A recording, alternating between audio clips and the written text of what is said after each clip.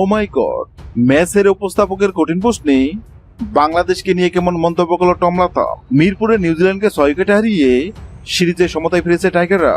Match শেষে উপস্থাপকের প্রশ্নে লাথম যা বললেন তা রীতিমতো ভাইরাল। পরাজয়ের গ্লানি নিয়ে কি অধিনায়ক অপকটে স্বীকার করলেন বাংলাদেশের পারফরমেন্সের। উপস্থাপকের প্রথম প্রশ্ন ছিল নাইট রানার বিধ্বংসী বোলিং নিয়ে। লাথম দীর্ঘশ্বাস ফেলে বলেন, সত্যি বলতে নাইট রানা আজ অবিশ্বাস্য ছিল। তার গতি এবং সঠিক লেন আমাদের ব্যাটাতে থিতে হতে দেয়নি। 5 উইকেট নেওয়াটা ভাগ্যের ব্যাপার নয়, সে আমাদের উপর শুরু থেকে চাপ সৃষ্টি করেছিল।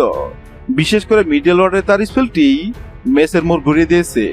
বাংলাদেশের ব্যাটিং ইনিংস নিয়ে প্রশ্ন করা হলে লাথম জানান, 199 রান ডিফেন্ড করা কঠিন হলেও তামিম ও শান্ত যেভাবে ব্যাট করেছে তা ছিল দেখার মতো। লাথমের ভাষায়, তামিম শুরু থেকে আক্রমণাত্মক ছিল, তাকে থামানোর কোনো উপায় আমাদের বলাদের জানা ছিল না। আর শান্ত দায়িত্বশীল ব্যাটিং আমাদের ম্যাচে ফেরার সব পথ বন্ধ করে দিয়েছে। 120 রানে সেই জুটিটি মূলত নিউজিল্যান্ডকে ম্যাচ থেকে ছিটকে দিয়েছে। উপস্থাপক যখন জিজ্ঞাসা করলেন নিউজিল্যান্ডের ভুল কোথায় ছিল, লাথম সরাসরি বললেন, আমরা বোর্ডে যথেষ্ট রান তুলতে পারিনি।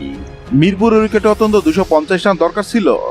নিক কেলি দারুণ খেলেছে, কিন্তু অন্য পাশ থেকে কেউ তাকে সঙ্গ দিতে পারেনি। বাংলাদেশে বোলিং এবং টপ অর্ডার ব্যাটিং ছিল আজ বিশ্বমানের। সিরিজে এখন 1-1 সমতায়। লাথম পরাজয় মেনে নিলেও জানিয়ে দিলেন, তৃতীয় ওয়ানডেতে তারা ঘুরে দাঁড়াতে মরিয়া।